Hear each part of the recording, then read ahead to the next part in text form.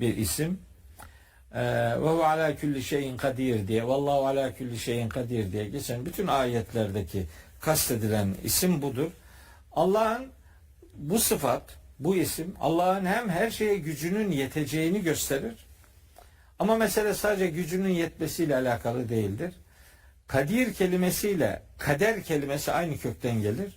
Allah takdir edendir, ölçendir, ölçü verendir, kader tayin edendir demek. Rabbimizin her şeyi bir ölçüye göre yaratmışlığını ifade eder. Mesela takdir kelimesi de bu kelimeyle aynı kökten gelir. Mesela zalike takdirul azizil alim. Yasin suresinin 38. ayetinde geçer. Aziz, en yüce olan, el-alim, her şeyi bilen Allah'ın takdiridir. İşte güneşin kendisi için belirlenmiş bir istikrar, yerine ve zamanına doğru hareketinden söz eder o ayette. Allah ölçüp biçendir. Allah her şeye kader tayin edendir. Allah her şeyin kaderini belirleyendir anlamındaki ayetlerdeki kader, kaddere veya takdir veya miktar kelimeleriyle kadir ismi aynı kökten gelir. Hem Allah'ın her şeye gücünün yeteceğini ifade eder bu isim, hem de Rabbimizin her şeye bir ölçü verdiğini, hiçbir şeyi rastgeleliğe terk etmediğini, her şeyde herhangi bir plansızlığın söz konusu olmadığını, olamayacağını ifade eden muhteşem isimlerinden bir tanesidir. Kaderle ilişkili isim Allah'ın Kadir ismidir. Onu ölçü ve bir ayar tespit eden, onu belirleyen, ölçüye göre hareket edilmesini sağlayan, her şeye bir ölçü tayin eden odur. O anlamda bu sıfatı, bu ismi öyle güç yetme ve ölçü belirleme noktasında düşünmek gerekir. Peki, çok teşekkür ediyoruz. Değerli hocalarım, bu gece en güzel isimleri konuştuk. Vaktimiz dahilinde. İnşallah yine kaldığımız yerden konuşuruz, devam ederiz, Allah nasip eder. İnşallah. Yaparız. İnşallah. Çok güzel, çok faydalı bir program oldu çünkü. Mehmet hocamın da söylediği gibi Allah bizden isimleriyle kendisine yakarmamızı istediği için çok değerli isimler. Çok teşekkür ediyorum. Ağzınıza sağlık, yüreğinize sağlık. Sevgili izleyenler, bu gece de bize ayrılan sürenin sonuna geldik. Yarın tekrar görüşmek dileğiyle.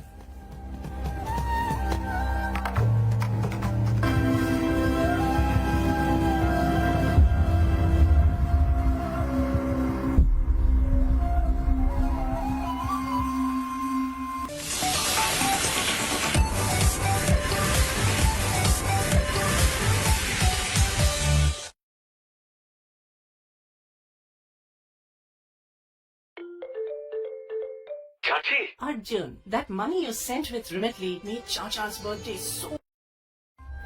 Aklımdaki sorular Ramazan programımızdan herkese hayırlı geceler diliyoruz sevgili izleyenler. Kadir geceniz mübarek olsun. Dualarınızın en hayırlılarının kabul olduğu bir gece, bir ömür olsun inşallah. Bu gece stüdyomuzda sevgili Emre Dorman hocamızla birlikte Profesör Doktor Mehmet Okuyan hocamızı konuk edeceğiz. Ve kutsal kitabımız Kur'an-ı Kerim'in indirilmeye başlandığı gece olan Kadir Gecesi'ne istinaden biz de bu gece, bu kutlu gecenin anlam ve önemini konuşacağız. Değerli hocam, hoş geldiniz. Teşekkür ederim, hoş bulduk, sağ olun. Hoş geldiniz. Emre hocam, tüm Müslüman aleminin Kadir Gecesi kutlu olsun diyerek başlayalım mı? Yani tabii Ramazan ayını aslında en özel kılan Kadir Gecesi. Kadir Gecesi'ni de özel kılan şey Kur'an'ın vahyedilmeye başlanmış olması.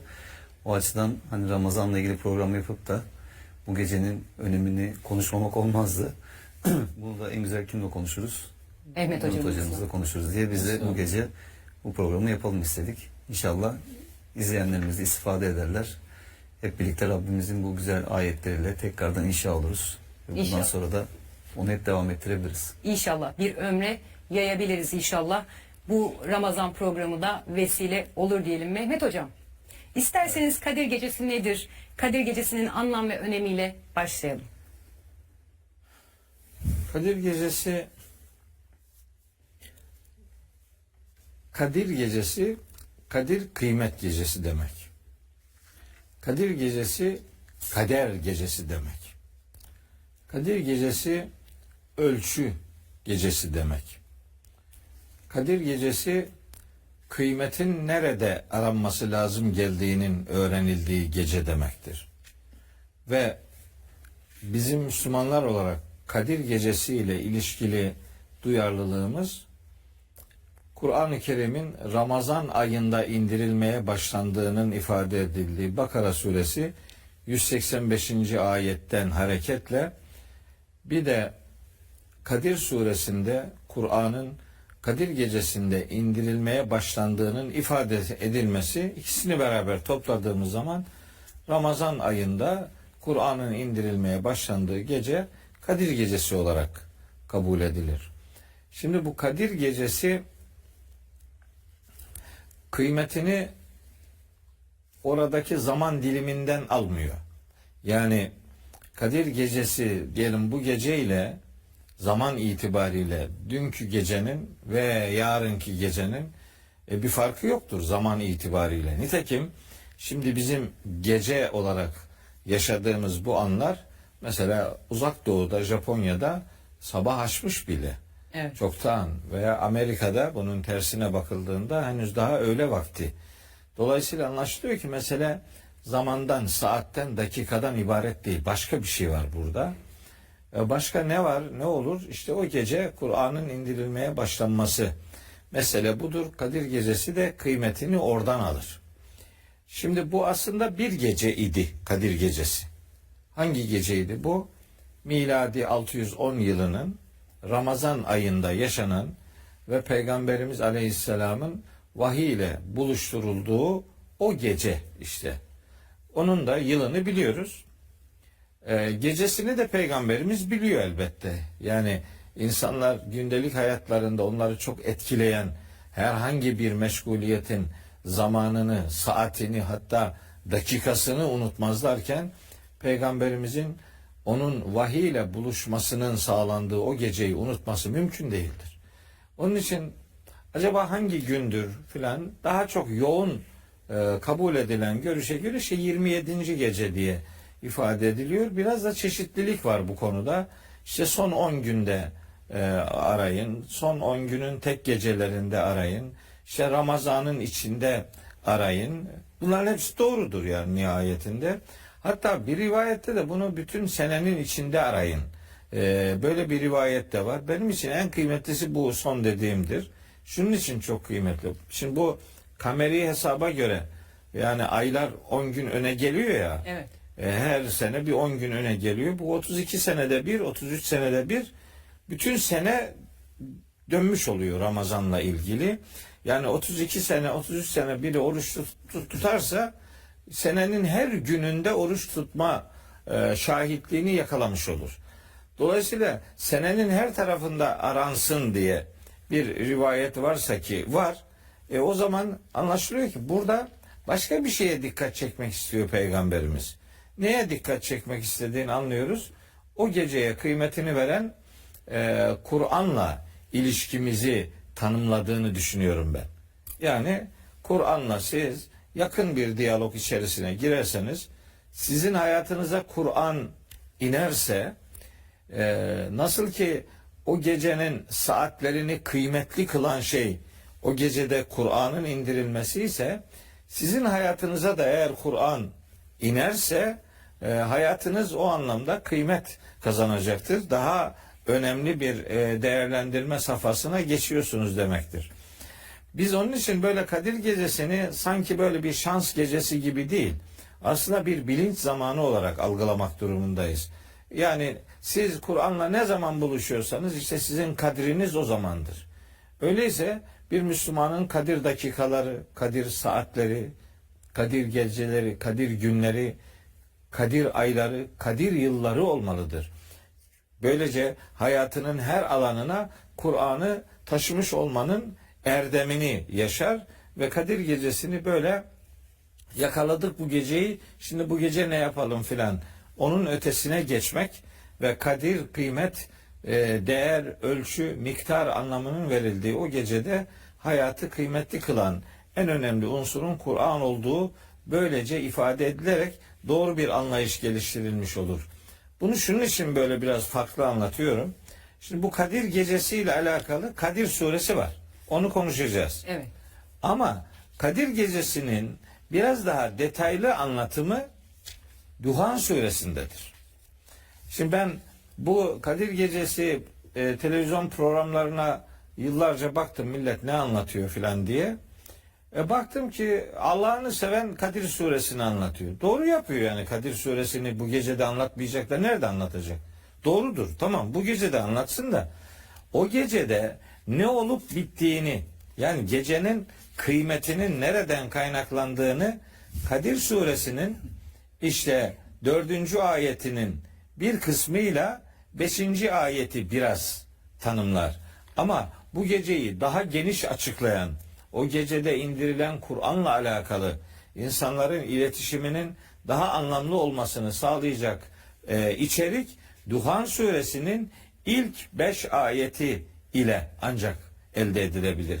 Yani kardeşlerimden ricam olsun, bu gece 44. sure olan Duhan Suresinin ilk ayet grubunu bir okusunlar.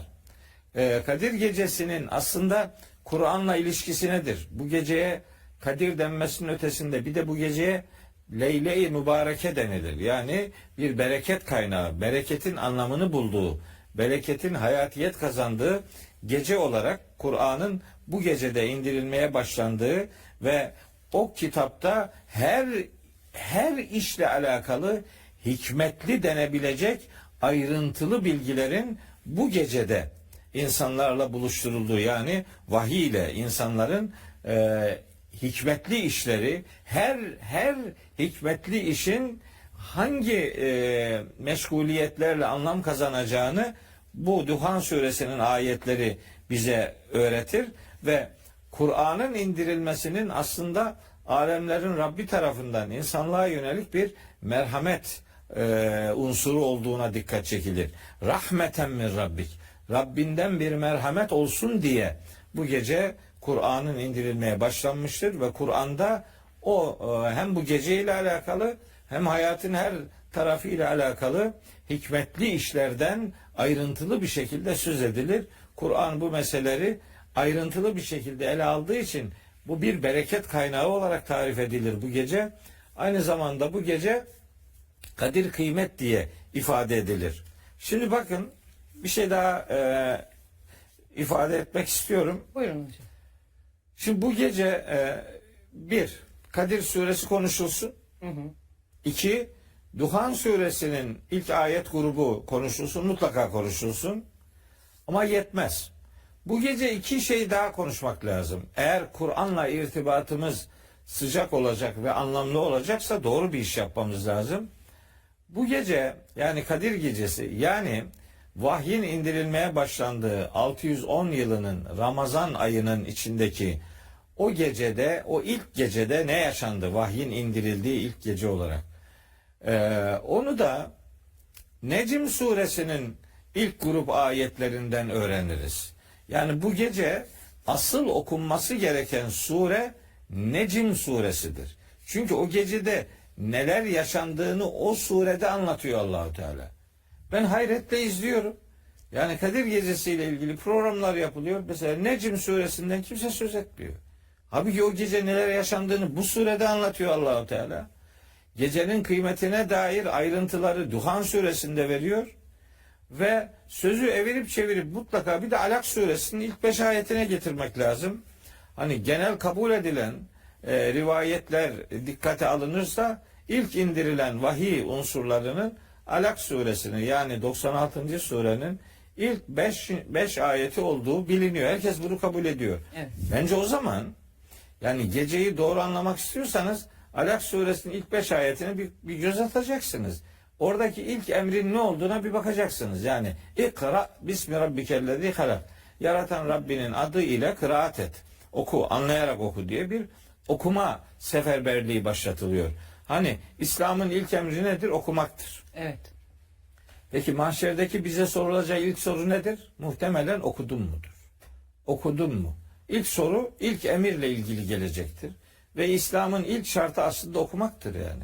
Okumuyorsanız Kadir Gecesi'ni de anlamıyorsunuz demektir. Kur'an'ın indiriliş gayesini fark etmiyorsunuz demektir. Alak suresinin ilk ayetlerinde 2 defa okumayla alakalı o ikra emri tekrar edilir.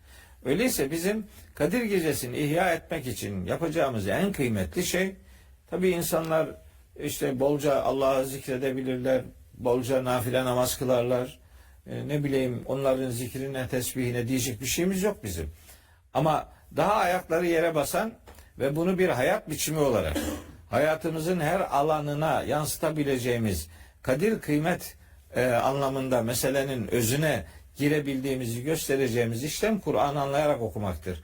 Kur'an'ı anlayarak okuduğumuz her an Kadir Gecemizle alakalıdır ve oradan beslendiğimizi hayatımızın her alanında göstermeye çalışırız. Deriz ki biz Kadir Gecesi indirildi bu Kur'an, ben de bunun filanca ayetini bugün hayatıma taşıyorum.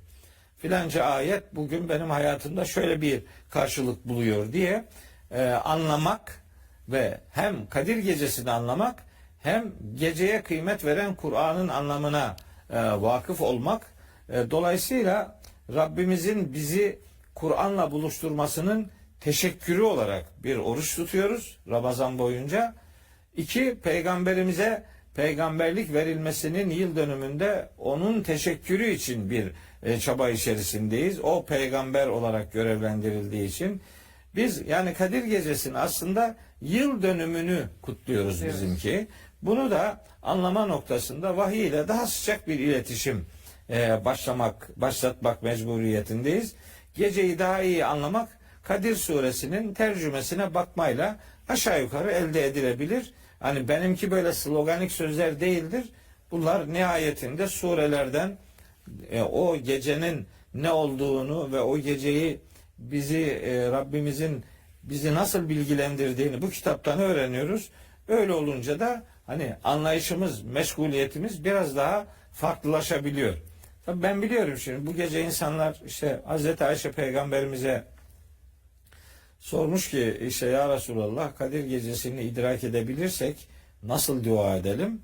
İşte peygamberimiz de ona Allahümme inneke afuvun kerimun tuhibbul affe fe'afu anni.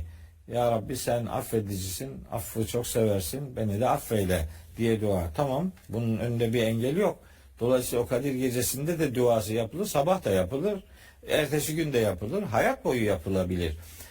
Bunu gereksiz görmüyorum, bunu yanlış bulmuyorum. O rivayet üzerinden de hani yalanlayıcı bir şey söylemiyorum. Yani bunda yanlış bir şey yok.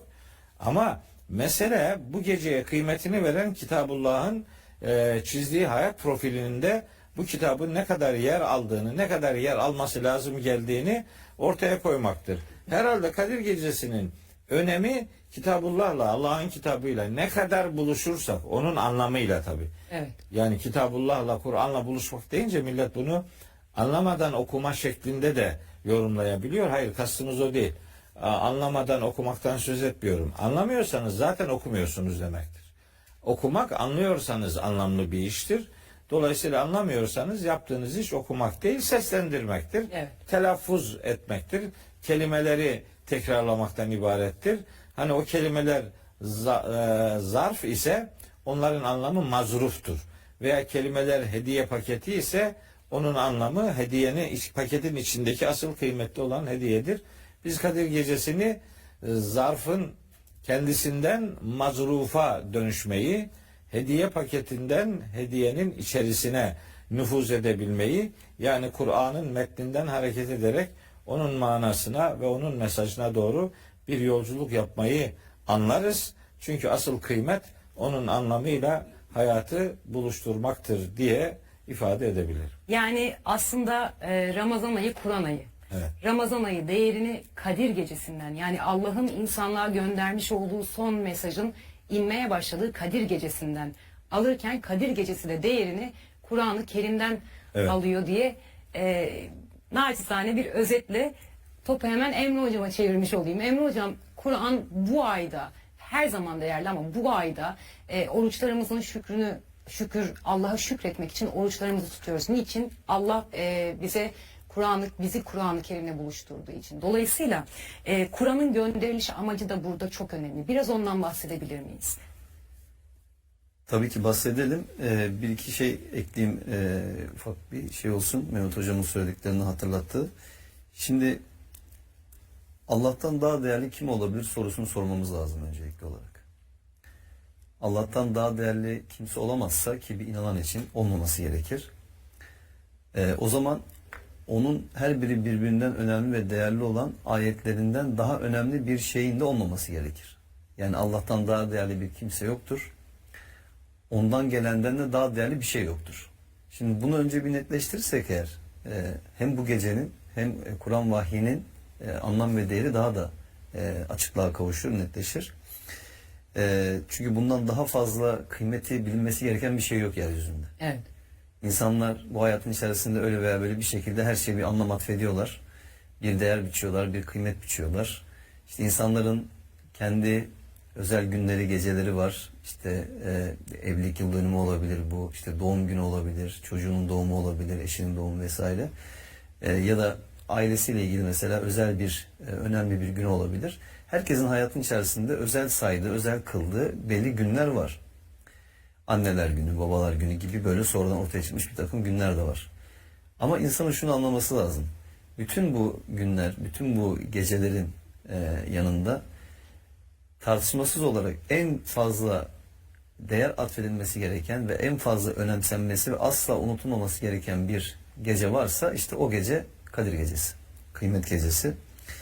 Tabi aslında Kur'an'ın gönderiliş amacı nedir deyince bir cümleyle özetleyecek olursak Kur'an'ın gönderiliş amacı insanlığa nefes aldırmak diyebiliriz.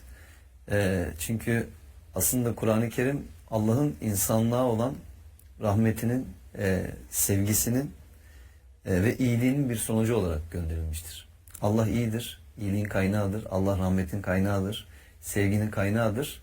Ve yarattıklarını sevdiği için onları bir başına bırakmamıştır. Onlara yol göstermek üzere doğru ile yanlışı ayırt edebilmeleri için Kur'an'ı göndermiştir. Şimdi o yüzden şöyle düşünmek lazım. Yani bu en sevgiliden gelen, en fazla sevimi hak edenden gelen bir mesaj. Yani mesaja bakarken hani bunu işte mesajlardan bir mesaj, işte kitaplardan bir kitap gibi görmemek için önce bu temelin bence kurulması lazım. Bu temelin oturtulması lazım. Mesela Kur'an-ı Kerim'de çok muhteşem ayetler var aslında bu konuyu açıklayan. İşte Secde Suresi mesela 2. ayeti. Burada diyor ki kendisine şüphe olmayan bu kitabı alemlerin Rabbi indirmiştir diyor. Bakın aslında o kadar net, sade ve özet bir şey ki bak. Kendisi hiç şüphe olmayan bir kitap var ya, bu alemlerin Rabbinden inmiştir. O yüzden bu kitapla ilişkinin bağlantını ona göre kur. Yani bu sıradan bir kitap değil. Bu alemlerin Rabbi olan Allah'tan gelmiştir. Şimdi bakın Fussilet Suresi 41-42 şöyle ifade ediliyor. Diyor ki onlar o hatırlatıcı kendine geldiğinde inkar ettiler. Bakın şu ifadedeki muhteşemliğe bakın. Halbuki o eşsiz yücelikte bir kitaptır. Yani inkar ettiğiniz şeye bir bakar mısınız yani? Eşsiz yücelikte bir kitabı inkar ediyorsunuz. Batıl. Yani gerçekle ilgisi olmayan temelsiz şeyler ona ne önünden gelebilir ne arkasından. Tüm bilgeliğin kaynağı yani hakim olan ve her türlü övgünün sahibi, hamid olan Allah'tan bir indirmedir o diyor. O kadar güzel aslında Kur'an'ın gönderiş amacını temellendiriyor ki bu ayet. Yine mesela gönderiş amacıyla ilgili, indiriliş sebebiyle ilgili Nahl Suresinin 89. ayeti burada güzel bir hatırlatma yapıyor bize. Bu kitabı sana her şey için bir açıklama, Müslümanlar için de bir hidayet, rahmet kaynağı ve müjde olarak indirdik diyor. Bakın dini konuda gerekli olan her türlü şeyin açıklamasının bizzat Kur'an'ın kendi içerisinde olduğunu gösteren önemli ayetlerden bir tanesi. Bir hidayet yani doğru yol rehberi, rahmet ve müjde olarak gönderdik diyor. Yine mesela Nahl Suresinin 64. ayeti Kur'an'ın gönderiş sebebiyle ilgili olarak diyor ki biz bu kitabı sana sırf hakkında anlaşmazlığa düştükleri şeyi insanlara açıklayasın yani duyurasın ve inanan bir toplum için hidayet ve rahmet olsun diye indirdik. Hatırlatması yapıyor. Yine İbrahim Suresi 1. ayet mesela burada diyor ki bu bir kitaptır ki Rabbin izniyle insanları karanlıklardan nura yani aydınlığa her türlü övgünün sahibi olan kudret onurun kaynağı olanın yoluna çıkarmak için sana indirdik diyor. İnsanları karanlıklardan aydınlığa çıkarmak ve tüm övgülerin sahibi olan Allah'ın yoluna iletmek için gönderdik diyor. En'am Suresi 19 bu Kur'an bana onunla sizi ve ulaştığı herkese uyarmam için vahyolundu diyor. Yani aslında Kur'an'ın ayetlerinin mesajlarının tüm insanlığın muhatap alması ve Peygamberimizin yaptığı gibi bizim de bunu tüm insanlığa aslında anlatmamız ve aktarmamızla ilgili önemli bir ayet. Taha Suresi 113 mesela diyor ki biz o Kur'an'ı insanlar takvalı olsunlar veya onlar için gerçeği hatırlatma olsun diye Arapça bir Kur'an olarak indirdik ve uyarıları onda teker teker açıkladık diyor. Yani insanların anlayacağı şekilde biz bunu indirdik ki insanlar takvalı olsunlar diye. Aslında oruçla da ilişkili olarak ibadetlerin birçoğunun aslında temel hedefi nedir? Bizim daha duyarlı, daha sorumlu insanlar haline gelmemizdir. Yani takvaya erişmemizdir. Yine Fussilet Suresi 41. ayette bakın diyor ki onlar o Kur'an kendine geldiğinde onu az önce okumuştuk ilk kısmını pardon. Evet. İsra Suresi 88-89 bakın diyor ki yani Allah çok muhteşem bir şekilde karşı koyuyor aslında meydan okuyor. Diyor ki de ki yemin olsun eğer insanlar ve cinler şu Kur'an'ın bir benzerini getirmek üzere bir araya toplansalar birbirlerine destek de olsalar onun bir benzerini yine ortaya getiremezler. Yemin olsun biz bu Kur'an'da insanlar için her örnekten nicelerini sıraladık ama insanların çoğu inkardan başka bir şeyde diretmemektedir. Hatırlatması yapıyor bu ayette de yine. Nur suresi 34 diyor ki yemin olsun ki size gerçeği açık seçik anlatan ayetler sizden önce gelip geçmiş olanlardan örnekler muttaki olanlar için bir öğüt indirdik. Yani daha önceki kavimlerin gelen peygamberlerin onlarla beraber inananların hayatlarından yaşadıklarından kesitler var işte kıssalar dediğimiz ve aynı zamanda muttaki olmak isteyenler ve muttaki olanlar için de bir öğüt olarak indirdik diyor. Dolayısıyla aslında şey de hatırlatalım son olarak mesela İsra suresi 80 Kur'an'ı inananlar için şifa ve rahmet olarak indirdik diyor. Bakın yani inananların ruhuna bir şifa olarak ve bir rahmet olarak indirdik diyor. Yunus suresi 57'de de benzer bir şekilde ayet ifade ediyor. Dolayısıyla aslında bizzat Kur'an-ı Kerim'in bu her biri birbirinden değerli kıymetli ayetleri Kur'an'ın gönderiş amacını çok güzel ortaya koyuyor. Ama az önce işte Mehmet Hocam da dedi yani bu ayetlerin gönderiş amacını anlayabilmek, o ayetleri her defasında kendimize indirebilmek ve hayata taşıyabilmek için Kur'an'ın anlamıyla buluşmaktır esas olan. Çünkü Kur'an'ın anlamıyla buluşmadığınız müddetçe Kur'an'ı sadece yüzünden seslendirmiş oluyorsunuz. Evet. Hani bunun bir değeri olup olmayacağı bir tartışma konusu değil. Allah tabii ki isterse oradan da insana bir belki bununla ilgili bir sevap veya bir değer atfedebilir ama önemli olan burada Kur'an'ın gönderiş amacına uygun şekilde Kur'an'la ilişki kurmaktır. Yani düşünün ki bir Müslüman tüm hayatı boyunca Kur'an'ın anlamıyla buluşmadan ölse bu ne kadar aslında acı bir şey. Niye? Çünkü Rabbinden sana gelen mesajlarla muhatap olmadan kalbin, zihnin, ruhun onlarla şereflenmeden anlamını bilmeden duyduğun bir takım cümle ve kelimelerle yetinmiş ve Rabbin huzuruna böyle gelmişsin. Hani dedi ya Mehmet Hocam işte oku emri. Allah'ın ilk soracağı şey o zaman okudun mu olacaktır.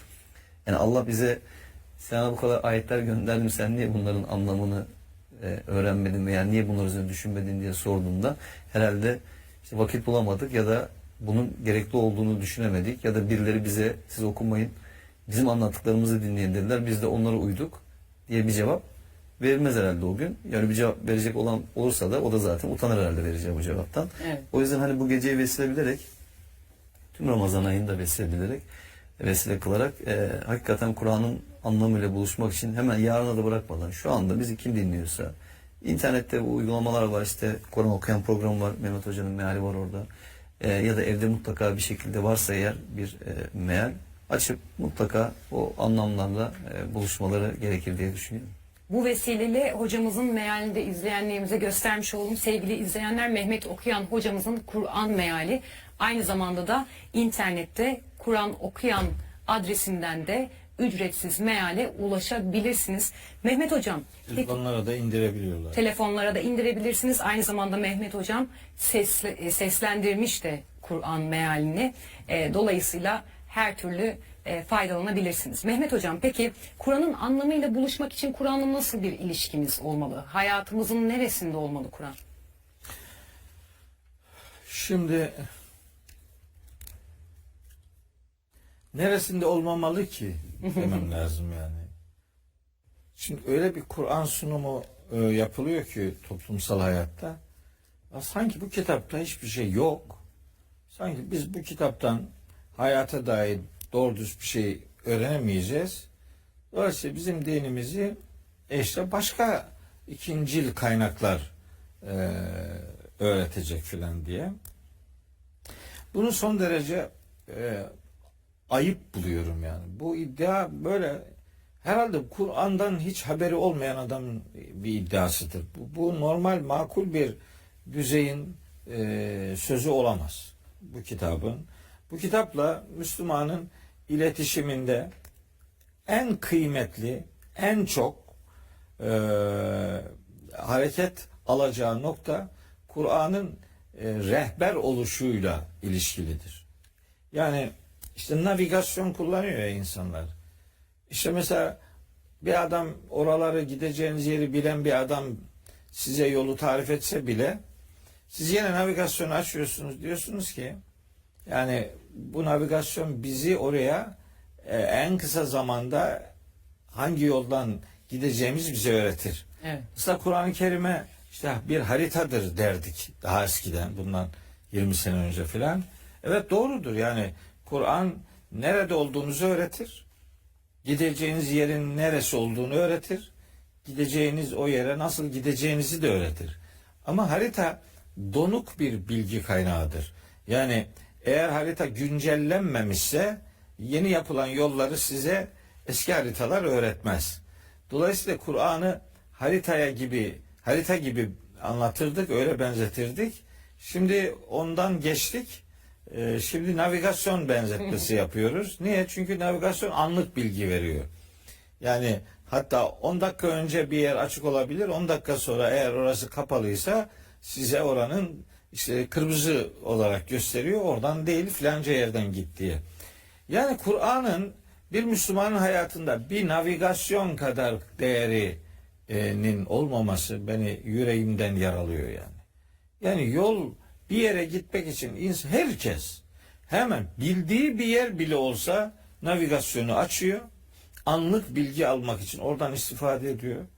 Hayatı bize öğreten bu muhteşem kitabın sahibinin bunda verdiği 6236 ayetlik o muhteşem bir bilgi deryasına ihtiyaç hissetmiyoruz. Onu işte bypass edici bir takım işler yapıyoruz. İşte onun yerine başka şeyler getiriyoruz. Onun önüne başka şeyleri konumlandırıyoruz ve Allah'ın kitabı bir süre sonra ya ulaşılamaz oluyor ya da tanınmaz oluyor. Ulaşılsa bile artık çeşitli barikatlar, bariyerler örülüyor önüne. Maalesef. İddia şu Birun Hanım.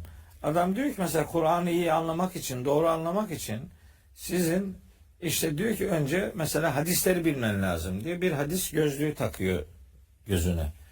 Sonra diyor ki o hadisler eğer peygamberimizin ise doğrudan %100 onunsa canım başım üstüne.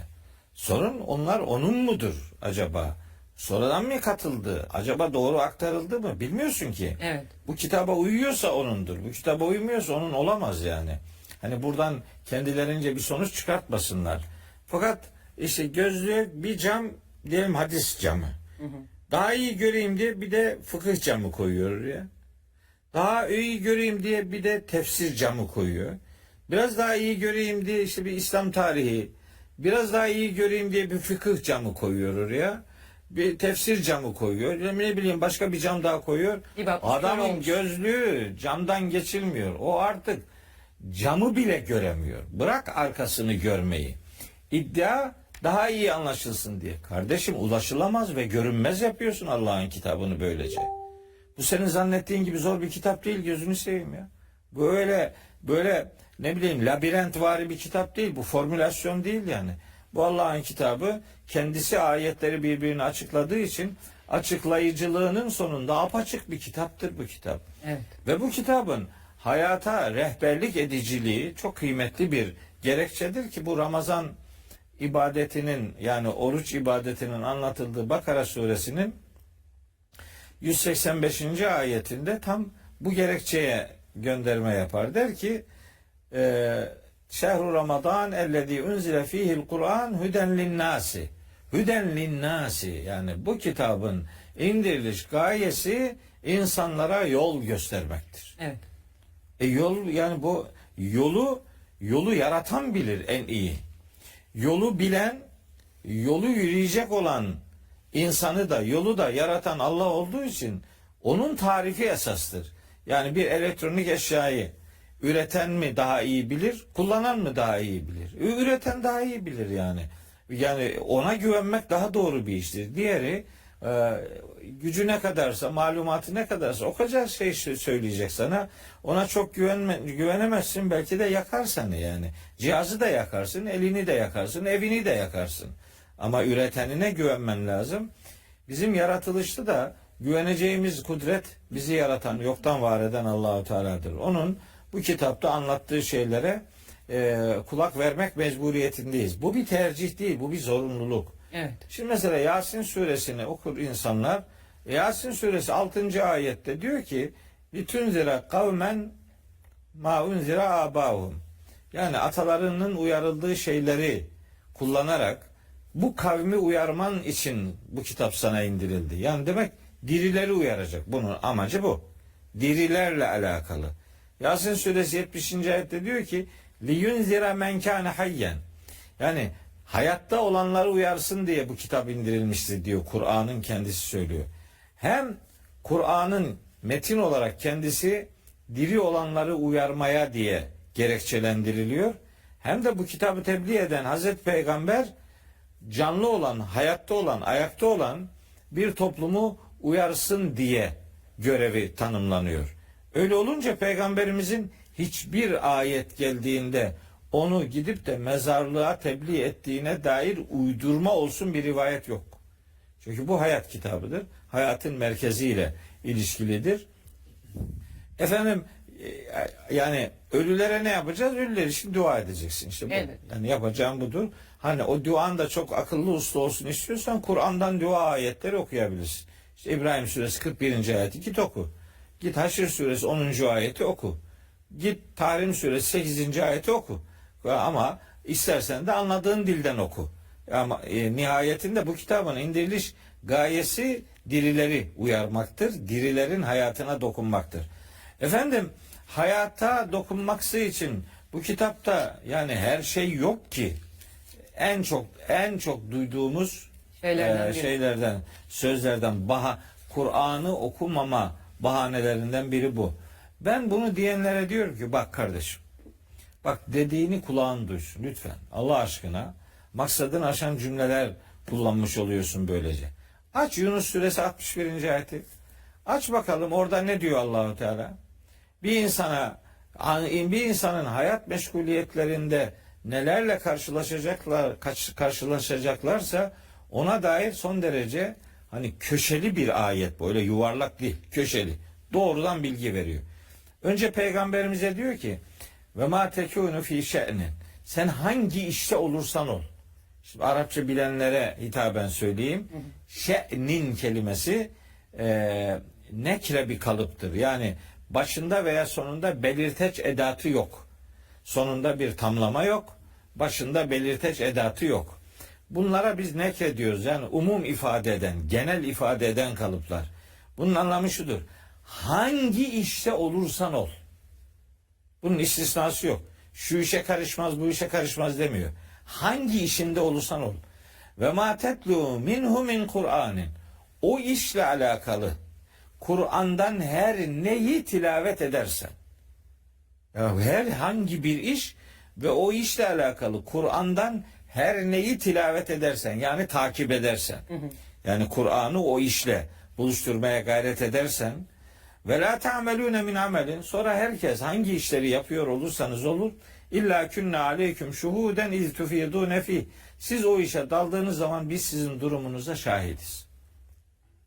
Bu kitap ya doğrudan ya dolaylı olarak, ya hüküm açısından ya da mesaj açısından her zaman herkesi ilgilendirmektedir. Bu kitabın tarihe terk edilecek hiçbir tarafı yoktur. Kur'an tarihten örnekler verir. İnsanlara oraları, o coğrafyayı, o zamanı kavramalarını sağlar. Oradan güne nasıl sonuçlar getirmeleri lazım geldiğini öğretir. Onun için Kur'an'da yaklaşık 1800 ayet kıssalardan oluşur. Yani kıssalara baktığınız zaman bu kitap acaba bir tarih kitabı mıdır? Ne bileyim, bu kitap acaba bazı peygamberlerin biyografisini mi anlatıyor gibi sonuçlar çıkarmaya gerek yok. Kitabullah'ın gönderiliş amacı o dönemlerde de yaşanan pratiklerden yaşadığımız güne dair sonuçlar çıkarmayı becermektir, başarmaktır.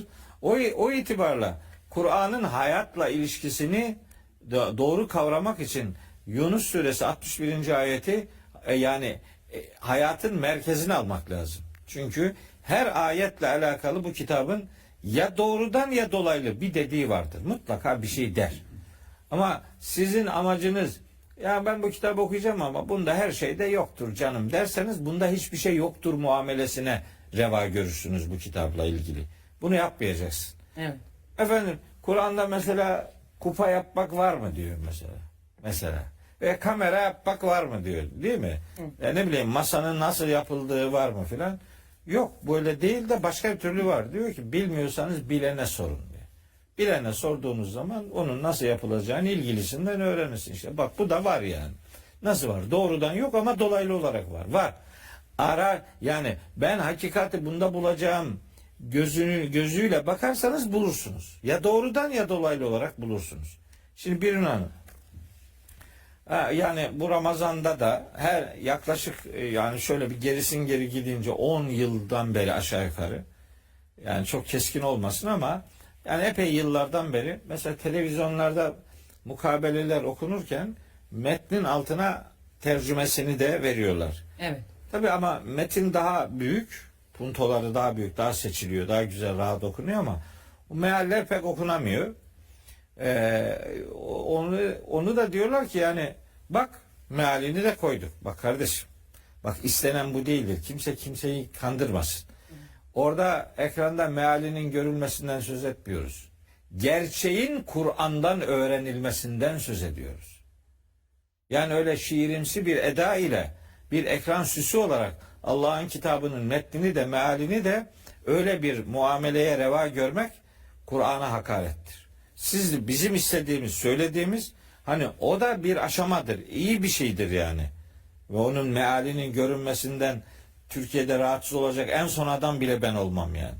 Ondan mutluluk duyuyorum. Evet. Fakat hani bunu yeterli görüp de asıl maksadı gözden kaçırmamak lazım. Bizim Kur'an'ın anlaşılmasından kastımız hayata dair, dini hayata dair Kur'an'ın söylediklerini hayata taşımamızdır. Kur'an okumak demek onu hayata okumak demektir. Kur'an okumak demek onun hayata dokunmasını sağlamak demektir. Kur'an okumak demek onun hayatı dokumasını sağlamak demektir. Çünkü Allah Ali İmran suresi 179. ayette diyor ki: "Ma kanallahu liyezeral mu'minin ala ma entum aleyhi hatta yemizel habise minat tayyib." Allah müminleri bulunduğunuz bu hal üzere terk etmez. Ta ki temiz, iyi, yararlı olan şeylerden pis, kötü, zararlı olan şeyleri ayırt edinceye kadar. Bu hayatta bu kitap bize neyin doğru, neyin yanlış olduğunu söylüyor. Evet. Belki sırf bu nedenledir ki Kur'an'ın isimlerinden biri Furkan'dır. Furkan olan Kur'an'a tabi olacaksınız ki takva sahibi olasınız. En'am suresi 155. ayet bunu söyler. Furkan olan Kur'an'a tabi olursanız muttaki olursunuz, takva sahibi olursunuz. Yani sorumluluğunuzu bilirsiniz, sorumluluk idrakinde olursunuz. Eğer takvanızı takınmayı becerirseniz Kur'an'ın öğrettiği ilkeler sayesinde bu defa Enfal suresi 29. ayette diyor ki: "Ya eyyühellezine amenu in tettekullaha yec'al leküm furkanen." Siz eğer Allah'a karşı muttaki olmayı başarırsanız Allah sizin için Furkan yaratır. Furkan Kur'an'ın adlarından biridir. Hatta 25. surenin de adıdır. Ama siz eğer o El Furkan olan, el takısı olunca belirteç edatlı oluyor. El Furkan olan Kur'an'ı anlar, ona tabi olursanız muttaki olursunuz. Eğer bunu başarır da muttakiliği bir hayat prensibi olarak yaşantınıza geçirirseniz Allah sizin için bir Furkan yaratır. Yani farkındalık yaratır. Yani siz din adına neyin doğru, neyin yanlış olduğunu anlarsınız. Bundan daha büyük mutluluk olabilir mi? Sadece din adına da değil hocam. Yani kendimizde neyin yanlış neyin doğru olduğunu, Tabii. hayatta neyin yanlış neyin doğru olduğunu diyorsunuz ya, bu kupayı yapmak yoktur belki ama bu kupayı en doğru şekilde, en ahlaklı şekilde nasıl üreteceğimiz elbette ki vardır. Var. Her şeyin temelinde olan insani davranışların en güzelleri hep anlatılır. Ben şöyle bir şey daha söylüyorum kardeşlerim. Umarım beni yanlış anlamazlar. Yani bu kitap Allah-u Teala'nın insanlığa gönderdiği son mektubudur. Yani hayatın kullanma kılavuzudur Kur'an-ı Kerim. Hem insan için, hem hayatı tanımak için, hem Allah'ı tanımak için. Bu bir kılavuzdur. Bu bizi hakikate götüren bir rehberdir. Bu kitabın bizim kendi manevi dünyamızla, manevi donanımımızla alakalı herhangi bir kavgasının olmamasının en önemli itici gücü, bu kitabın bizim içimizde bir şubesi var. O bizim fıtratımızdır. Evet. Fıtratımız Kur'an'ın ikiz kardeşidir. Dolayısıyla burada anlatılan şeyler, eğer bir kırpma yapılmamışsa, eğer bir abartma yapılmamışsa, bir şeyleri çıkartılmış, bir şeyleri ilave edilmiş değilse, bu kitabın anlattığı şey anlatıldığı gibi, Kur'an'ın dediği gibi anlatılırsa hiçbir fıtrat bunu yadırgamaz. Evet. Fıtratımız içimizdeki kitabımızdır. Vicdanımız da içimizdeki peygamberimizdir. Hz. Muhammed vicdanımızın dışarıda gezen halidir. Dolayısıyla bu yani rehberliği insanın yadırgamayacağı bir ölçüdedir. Çünkü sistemi Kur'an öyle kurmuştur.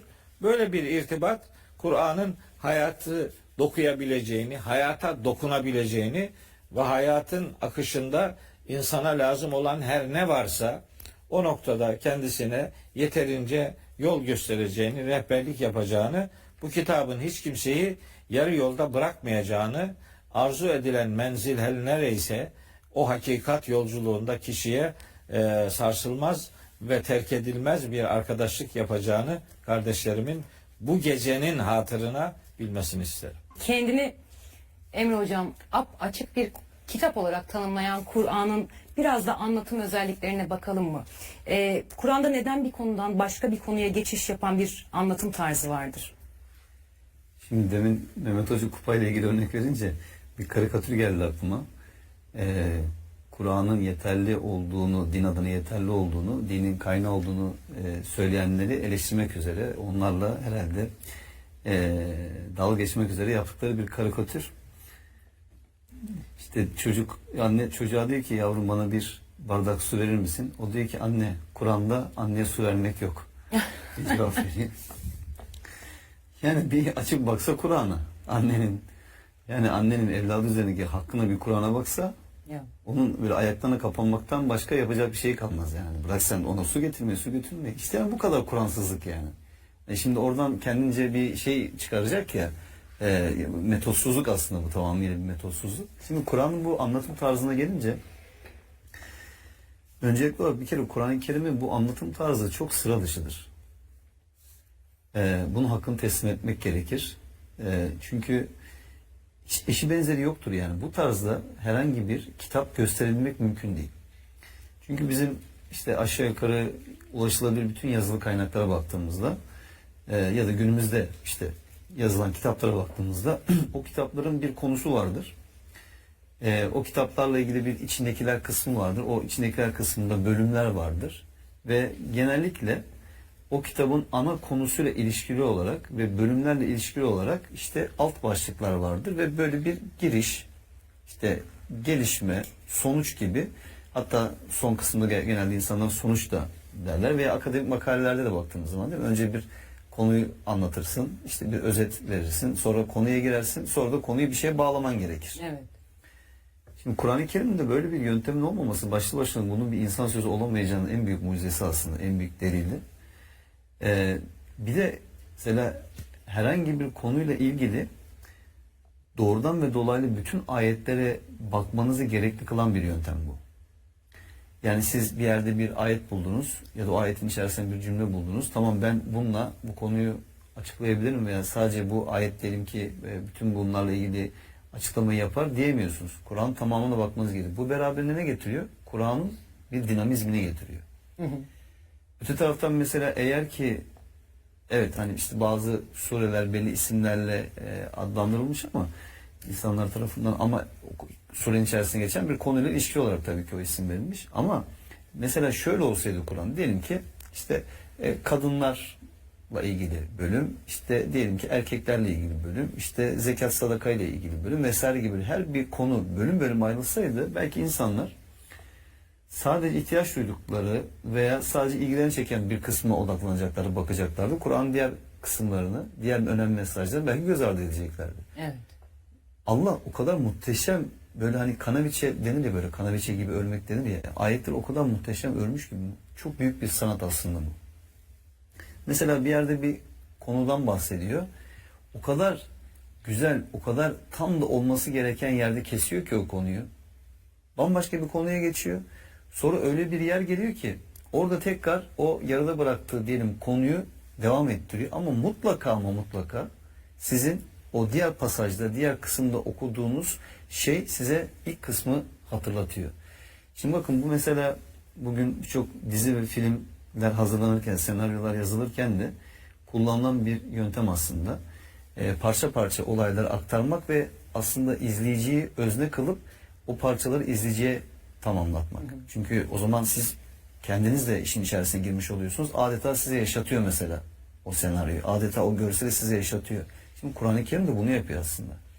Yani alıyor kişiyi, sürükleyici, hiç böyle sıkılmayacağı şekilde, sürekli böyle dinamik olacağı şekilde bir anlatım yöntemiyle okuyucuyu kendisine bağlıyor. Yani işte mesela Mehmet Hocam da burada, soralım. 40 yıldır, 50 yıldır, isterse 100 yıldır Kur'an okuyan bir insan. Yani şöyle bir şey iddia edebilir mi yani? Hani ya ben artık tamam okudum, böyle düz bir metin okur gibi sanki. Hep aynı şeyi söylüyor, aynı şeyi söylüyor. Yeter artık, hani sıkıldım, bundan sonra ne geleceğini de biliyorum diyebileceği bir şey var mı? O kadar enteresan bir yapısı var ki ne zaman nereye açsanız, rastgele de açsanız, bir dişi de açsanız, bir şey okumaya başlasanız yani mutlaka o şey sizi çekiyor kendine. Evet. Yani şöyle bir şey demiyorsunuz yani. Ya işte bu da yine aynı şeyi anlatıyor falan diyeceğiniz bir şey yok. Bazen hatta benzer mesela kıssalar, benzer konular farklı surelerde anlatılıyor. Bakıyorsunuz ki böyle bir kısmı yine benzer bir şey söylüyor ama mutlaka orada bir ilave yapıyor. Orada tamamlıyor. Orada tam o kıssayı tamamlıyor. Böyle enteresan bir şey var. Yani böyle kronolojik olmayan bir anlatım tarzı mesela. Bu da çok önemli. Mesela Allah şöyle başlayabilirdi yani işte. Diyelim ki Peygamberimize vahyin gelmesiyle başlardı. Ondan sonra diyelim ki hicreti anlatırdı. İşte Medine'deki yaşantıyı anlatırdı. Sonra Mekke'ye tekrar dönüşü anlatırdı. Böyle bir kronolojik takip de yok. Ya da mesela yer isimleri o kadar az ki Kur'an-ı Kerim'de. Tarih mesela. Değil mi? Evet. Yok. Ya da insan isimleri mesela. O kadar yok ki yani. O kadar az ki. Sıfatlar var mesela, bunu görüyoruz. Niye? Atıyorum şimdi Hz. Musa ile mücadele eden Firavun'la ilgili işte onun ikinci Tutmos olduğu ile ilgili mesela bir takım diyelim iddialar veya işte kaynaklar var.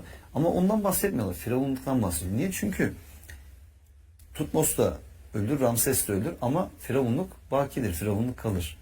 Dolayısıyla Allah kişiler, işte onların isimleri, onların aile hayatları üzerine. Ama evet, peygamberlerin görüyoruz çünkü onların bütün insanlık ailesinin bu anlamda çok önemli bir yeni işgal ettikleri için mesajı iletme noktasında.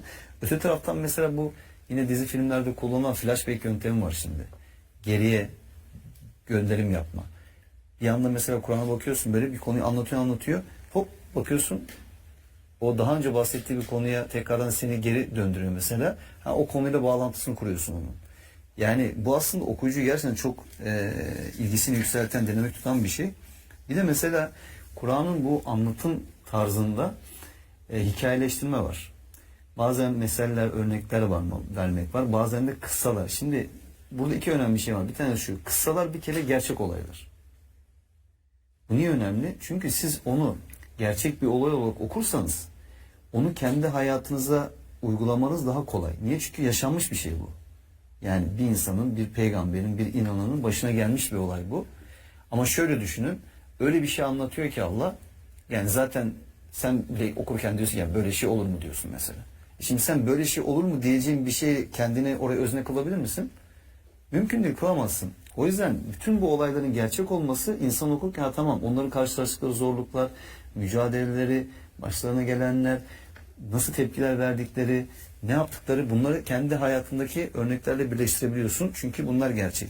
Bazen de belli bir konuyla ilgili Allah örnek verirken, bir şey anlatırken daha doğrusu belli böyle örnekler üzerinden anlatıyor. Mesela güzel bir sözü diyelim ki işte kökü yerde böyle sapasağlam, gövdesi güçlü bir güzel ağaca benzetiyor ve meyvesini her zaman vereceğini söylüyor. Gözünde canlandırıyor Allah mesela bir şeyi.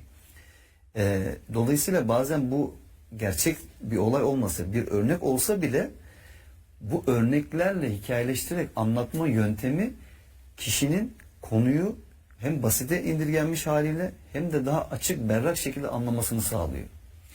Bakın mesela Nobel ödüllü ünlü fizikçi Feynman'ın ders verirken uyguladığı yöntem soruları Feynman tekniği olarak da anılmaya başlıyor. Derslerini hikayeleştirerek herkesin kavrayabileceği şekilde metaforlar, analojiler kullanarak anlatıyor ve bir şeyi basit bir şekilde anlatamıyorsa onu yeterince iyi anlamamış olduğunu savunuyor. Bakın tam Kur'an'ın yaptığı şey aslında. Metaforlar kullanarak, zaman zaman hikayeler kullanarak bunu anlatmak ve basite indirgerek anlatmak. Şimdi insanlar bazen diyorlar ki ya işte Kur'an nasıl herkesin anlayacağı bir şey olabilir? Allah'tan geliyor. Doğru. Kur'an Allah'tan geliyor. Amenna, hepimiz ona iman ettik zaten. Ama muhatabı insan. Yani dolayısıyla Allah yaratmış olduğunu verdiği akılla, kapasiteyle, zeka seviyesiyle bunu anlayabileceği şekilde zaten gönderiyor. Ve her seviyede insan anlayabileceği şekilde gönderiyor. Kur'an burada bir ayrım yapmıyor. Öte taraftan mesela yani dolayısıyla bu anlatılacak konu olabildiğince sadeleşmesi hem anlatacak hem de dinleyip öğrenecek kişi için anlaşılmasını kolay hale getirecek bir yöntem bu Feynman yöntemi. Çok etkili bir yöntem olarak kabul edilebiliyor. Yani basite indirgerek anlatım, benzerliği kurularak, metaforlar ve analojiler kullanarak hikayeleştirme yöntemi dediğimiz yöntem. Tam Kur'an'ın aslında yaptığı bu. Bir de mesela Kur'an-ı Kerim'de bu aslında kıssalarda üçüncü şahıslardan bahsedilmesi. Mesela bir kişiden bahsediyor.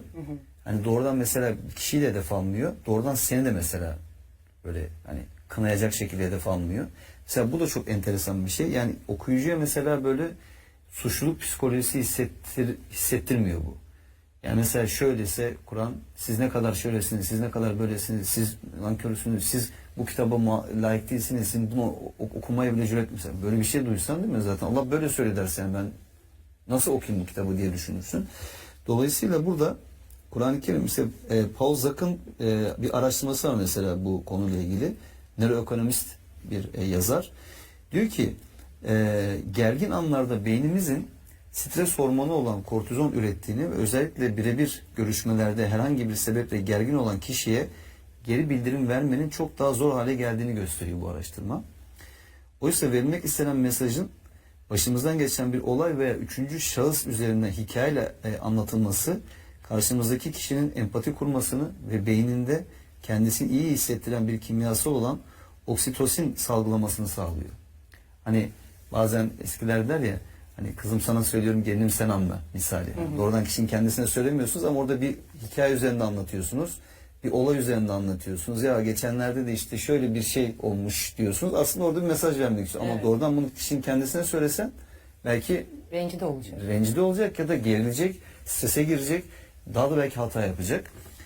Dolayısıyla anlatılan hikayenin mutlu bir sonla bitmesi insanı daha umutlu ve iyimser hissettiren dopamin hormonunun salgılanmasına neden oluyor. Mesela Kur'an-ı Kerim'e baktığımız zaman biz inananlar çok zorluklar çekiyorlar ama Allah bir şekilde o diyelim ki kıssaların sonunda o peygamberlerin galip geldiğinden bahsedebiliyor, inananların galip geldiğinden bahsedebiliyor veya ahirette büyük bir ödülün vereceğinden bahsediyor. Dolayısıyla okuyucu burada dikkat ederseniz hep bir ümit var oluyor. Umutsuzluk içerisine girmiyor. Yani motive ediyor okuyucuyu. Hani bu açıdan düşündüğümüzde hani bazen insanlar diyorlar işte Kur'an-ı Kerim'de bazı şeyler niye tekrarlanıyor? Değil ki aslında hiçbir şey tekrarlanmıyor. Atıyorum Rahman suresinde de bile mesela hani ifade edilirken Rabbinizin nimetten hangisini yalanlıyorsunuz diye evet bu ayet belki tekrar ediliyor ama bakıyorsun ki hep Allah belli şeyler söylüyor ve ondan sonra bunu tekrar hatırlatıyor insana. Dolayısıyla hani tekrar tesis edilir yani bir şekilde Allah bunu işlemek istiyor kullarını. O yüzden Kur'an-ı Kerim'in aslında bu anlatım yöntemi gerçekten çok mucizevi. Okuyucuyu böyle ilgisini yüksek tutma anlamında sürekli olarak ona karşı böyle bir muhabbet duyması anlamında ve bir şekilde o parçaları her defasında kendi birleştirdikçe bu konudaki bilgisinin zihnine daha da güçlü bir şekilde yerleşmesi anlamında çok sıra dışı ve çok özel bir anlatım yöntemi olarak karşımıza çıkıyor. Bu da zaten dediğim gibi hani Kur'an'ın bir insan veya bir insan topluluğu ya da işte yeryüzündeki bütün insanlar bir araya gelse onun bir benzerini ortaya koymayacaklarıyla ilgili önemli göstergelerden bir tanesine dönüşüyor. Evet, zamansızlığı, cümle dizilimi, cümle kullanımını, hatta tek bir kelimeyi çıkarsak bile o düzenin Tabii. bozulacağını biliyoruz. Emre Hocam, sizin de dizi dünyasındaki hızlı yükselişinizin Kur'an'ın tekniğini Ha, sağ örnek olun. almanızdan kaynaklandığını da anlamış olduk, Yok. gözler kaçırmamış olduk. Yani biz her şeyde, hayatımızın her alanda Rabbimizin Öyle. ayetlerini örnek alıyoruz zaten. Çabalamaya çalışırken, diğer işleri yaparken her şeyde tabii ki bizim rehberimiz Kur'an-ı Kerim ve yani kişisel hayatımda da gerçekten onun yani bizim için belirlemiş olduğu o haritayı, rotayı gerçekten çok kullanmışsındır yani. Diğer işte dini konular dışındaki meselelerde de hakikaten çok yol gösterici olmuştur yani hemen her anlamda. Tabii her konuda rehber olan Kur'an. Yani aslında Kur'an müşriklerden bahsederken ya onlar müşriklerden bahsediyor, canım bizden bahsetmiyor deyip bunu kâile almamak çok büyük bir hata. Dolayısıyla Kur'an bize bir şey anlatırken başkaları üzerinden de anlatıyor. Tabii. Yani her kıssadan kendimize bir hisse çıkarmamız Kesinlikle. gerekiyor. Peki Mehmet Hocam, şimdi Kur'an 23 yılda indirilmiş. Doğru değil mi? Peygamberimiz 40 yaşındayken indirilmeye başlıyor ve 63 yaşındayken de sonlanıyor. Peki neden Kur'an tek bir seferde indirilmemiştir hocam? Çok şaşıracaksın. Hemen bir cümlede cevap verip bu soruyu geçeceğim. Çok şaşırdım. Evet, bir ayet söylüyorum. Bu zaten dile getirilmiş. İşte Furkan suresinin 32. ayetinde Allah-u Teala kafirlerin buna benzer bir şey söylediklerini anlatıyor. Diyor ki ve kâlellezî Bana ne soruyorsun? Açıp okusana Kur'an'ı. Diye. Evet. Ben tabii o konuda da pek çok şey söyleyebilirim de bu demin Emre'nin bıraktığı konuyla ilgili notlar aldım. Onlardan bir örnek vereceğim. Tabii. Yani hakkımı oraya transfer etmek Saklıyorsunuz. istiyorum. Buyurun hocam. Ama sorunun cevabı Furkan suresi 32. ayette diyor ki Allah-u Teala kafirler derlermiş ki Kur'an ona bir defada indirilseydi ya. Rabbimiz o cevabı peygamberimize bırakmıyor. Kendisi veriyor. Diyor ki kederlik haklısınız yani. Bu bir anda da indirilebilirdi. Nihayet belki de Allah'ın bir anda indirdiği kitapları da vardır yani. Böyle de olabilirdi. Fakat olmadı. Niye? Linüsebbite bihi fuadeke. Kur'an'la gönlünü dayanıklı hale getirelim diye. Yani bir anlamda onun hayata doğru aktarılması sağlansın diye. Verattellahu tertile. Onun için yavaş yavaş, ağır ağır okuduk. Hayata okunsun, hayata dokunsun diye. Hani indirilişi 23 yıllık bir zaman aralığına getirilmiş, yayılmış. Bunun anlatılması da yavaş yavaş olmalıdırı da öğreten bir ayet-i kerime var. Evet. İsra suresinin 106. ayeti de onu anlatır yani. Dolayısıyla böyle hızlı Kur'an okumayla alakalı bir kahramanlık yarışına girmenin bir alemi yok. Bunun yavaş yavaş hissede okunması için de özel bir terim vardır zaten. Tertil denen okuma yavaş yavaş, ağır ağır, hissede okumayı ifade eder. Bunun için hani hızlı, çabuk hatim sayılarının çokluğundan övünmenin bir alemi yok yani. Hayatına taşıdığın ayetlerin çokluğundan bahsedebiliyor musun? Bence kahramanlık budur yani. Gerisi cep telefonuna bir hatimi yükle, sana günde istediğin hızda, istediğin sayıda hatim indirebilir. Ama bu bir mekanik okuma olur. İrfani okuma olmaz, anlamaya dayalı. Hayatı okuyan, hayatı dokuyan bir okuma olmaz bu. Kaldı ki Kur'an seslendiren cep telefonlarında da Kur'an okuyor denmez. Bu da Kur'an seslendiriyor denir. Seslendirirken de bir gözyaşı döken telefon henüz icat edilmedi. Dolayısıyla iş mekanik olunca ruhu ihmal edilmiş oluyor. Üzgünüm yani. Evet. Hocam buraya bir ufak bir ekleme etme öyle siz konuya geçin. Şimdi Mehmet Hocam dedi ya hani ona tek seferde indirilme değil miydi diye müşriklerin, inkarcıların itirazı. Yani şimdi bazı ayetlerde böyle hani beraberinde melek gelmeli değil miydi? Evet. İşte o olmalı değil miydi? Bu olmalı değil miydi? O kadar komik şeyler ki, bahaneler ki. Yani velev ki diyelim ki evet tek seferde indirildi Kur'an. İman mı edeceklerdi o zaman? Bakın ayette var, En'am suresinin 7. ayetinde diyor ki sana kağıda yazılmış bir kitap indirseydik de onlar ona elleriyle dokunmuş olsalardı kafir olanlar bu apaçık büyüden başka bir şey değil derlerdi diyor. Yani o işte Kur'an o kadar güzel birbirine ayetler tamamlıyor ki böyle. Yani onların derdi inanmamak. Yani onun tek seferde inmesi, 20 küsur senede inmesi vesaire falan böyle bir dertleri yok. Yani sırf biz bir bahane bulalım da Evet. Nasıl bunu yalanlayalım? Bütün dertleri bu yani. Evet. Evet. Tabii inanmayacaklar. Dolayısıyla onlara hatta ben şimdi onu söyleyince aklıma bir ayet geldi. Ben de onu aktarayım kardeşlerime.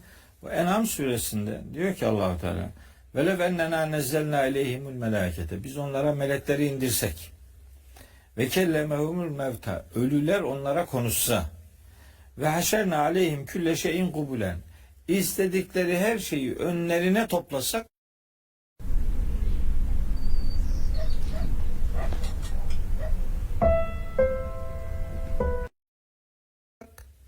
ma kânû liyu'minû, gene inanmayacaklar. Dolayısıyla o inanmayacak olanın bahanelerini çok ciddiye almaya gerek yok. Cevap versen de zaten başka bir şey daha söyleyecek. Mühim değil. En'am suresi 111. ayet orada duruyor yani. Onların derdi inkarcılık. Evet. Şimdi önceki soru çok kıymetli bir soruydu. O hani Kur'an'ın üslubu neden bir konudan başka bir konuya geçiyor filan.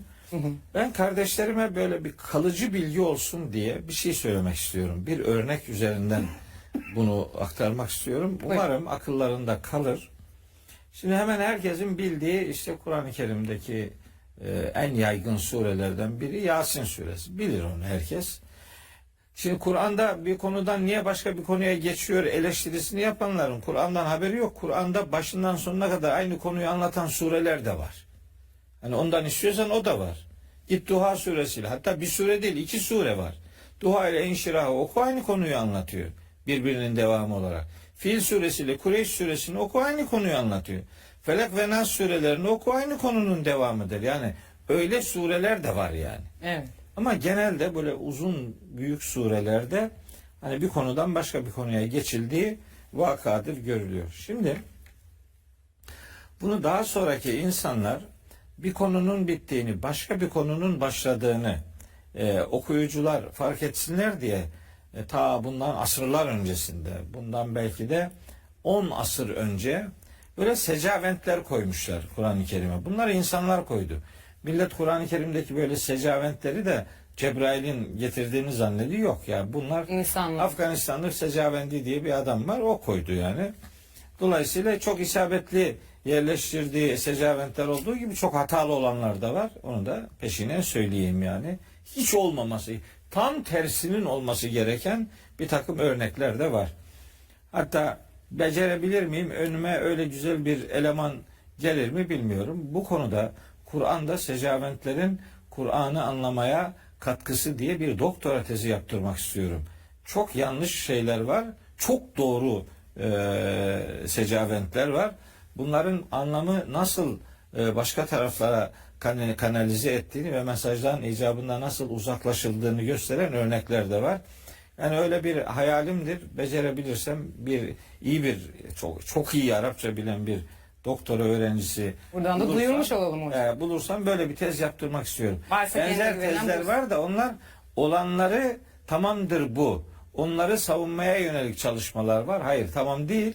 Çünkü burada çok yanlış secaventler de var. Onlara dikkat çekecek, sorgulayacak bir kafaya ihtiyaç var. Yani olanı nakletmek doktora demek değildir. Burada bir şey üretmesi lazım. Evet. Bakalım Allah bir kapı açacak diye bekliyorum. İnşallah. Şimdi bu Yasin suresinde bu secaventlerde ayin var işte. Bunlara bu konular arasında bir konunun bittiğini öbür konunun başladığını gösteren semboller konunun bittiği ayetin sonuna ayin işareti koyuyorlar. Buna taşir edatı derler yani. Onlu grup, yaklaşık onlu yani. 10 olur, 12 olur, 8 olur. Şimdi bunlar Yasin suresinin 12. ayetin sonunda bundan bir tane var ayin. Bu ne demek? Bu konu bitti. 1 ila 11. ayetler bir konuyu anlattı, bitti. 13. ayetten ta 33. ayete kadar 32. ayetin sonuna kadar daha o ayinden yok. Demek istiyor ki 13. ayetten 32. ayetin sonuna kadar başka bir konu var. Şimdi nedir bu konu? İlk 12 ayette anlatılan şey şu. İşte Kur'an'ın indiriliş gayesi, onun hikmetlere dolu oluşu, Peygamberimizin misyonu, işte ataları uyarılmış bir toplumu uyarmak, gaflette kalanları gafletten uyandırmak gibi. Ama onların verdiği olumsuz tepkileri anlatıyor. onların inkarda, kibirde, kararlılıklarının onların önlerine, arkalarına setler çekilmesine, gözlerini kendi tercihlerinin sonucunda hakikate kapatmış olmalarına dair ifadeler yer alıyor. Hatta senin onları uyarıp uyarmaman onlar için birdir, inanmazlar, inanmamakta ısrar edenler var. Bir büyük bölüm bunlarla alakalı. Sonra 11-12. ayette diyor ki yani hepsi böyle değil. Bunda senin uyarından istifade edecek olanlar da vardır. Nihayet herkesin hayatına dair işte gidişatı da biz yaratırız. Nihayetinde dirilten de biziz, öldüren de biziz diye bir ahirete dikkat çekiyor. Öncelikle inkar edenleri hani uyarmak için böyle bir şey söylüyor. Bu 12 ayet bitince 13. ayet darb-ı mesel dediğimiz Kur'an'da eskiye dair anlatımlar iki türlüdür. Bunların biri kıssalardır, biri darb-ı mesellerdir. Yani Türkçe'de kullandığımız manada hikaye kelimesi Kur'an'da hiç geçmez. Onun yerine darb-ı mesel var. Misal vermek yani darb-ı meselden maksat. Şimdi bu darb-ı mesele 13. ayetten başlayınca adam diyor ki ya ilk 12 ayetle bunun ne alakası var? Bakın bu ayın secaventleriyle ayrılan pasajların her biri eğer dikkatli bakılırsa iki konunun mutlaka birbiriyle bağı vardır. Burada bağ yoktur diyenler dikkatli davranmayanlardır. Bakılması gerektiği gibi bakmayanlar ya da bu beceriyi ortaya koyamayanlardır. İyi yakından bakarsa 12 ayeti iyi anlasın 13'ten 32'ye kadar orayla bağlantılar kuracak. Nasıl kuracak? Mesela bu 12, 32, 13, 32. ayetler arasında bir şehir halkının durumunu anlatıyor. Peygamberleri inkar etmelerinden söz ediyor. İnkarcılardan söz ediyor. Burada da zaten inkarcılardan söz ediyordu. Allah burada sözünü ettiği inkarcıları geçmişten birileriyle örneklendiriyor. Alakasız bir konuya geçmiyor. Evet. Orayı açıyor yani. İnanan insanların olabileceğini söylüyor 11-12. ayette. O da şehrin öte ucundan koşarak biri geldi ve tebliğde bulundu diye 20. ayetten itibaren bir pasaj var. 20-27 arası. O da inanan, o toplumun içinde de inananların bulunacağına dair bir müjdedir. Nitekim daha önce sapkın bir şehir halkının içinden yiğit bir adamın çıkıp insanları uyarmaya devam ettiği yani hakka uyanların da örneği veriliyor bu 13 ila 32. ayet pasajının içerisinde. Mesela bu 20-27. ayette şehrin öte ucundan koşarak biri geldi diye ifade ediliyor. Şehrin öte ucundan falan koşarak gelmiyor. O tercüme hatalı yani. Öyle öte ucundan koşarak gelen bir adamın sözleri değil bu. Aksal Medineti demek. Şehrin en ileri gelenlerinden biri. En çok donanımlı olan bir adam yani. Şehrin öte ucundan neye koşup geliyor yani? Şehrin öte ucundan koşup gelen adam şehrin merkezindekilere ey kavmim dese millet ne der ona? Sen kim oluyorsun yani? Hayırdır? Yönetici olacak. Akıllı uslu yani. Bu donanımlı. Aksal Medine Aksa'ya uzak diyor. Evet Aksa'nın uzak manası var ama Aksa'nın uzak ara alim manası da var yani. Yani o donanımlı adam demek. Şimdi o adam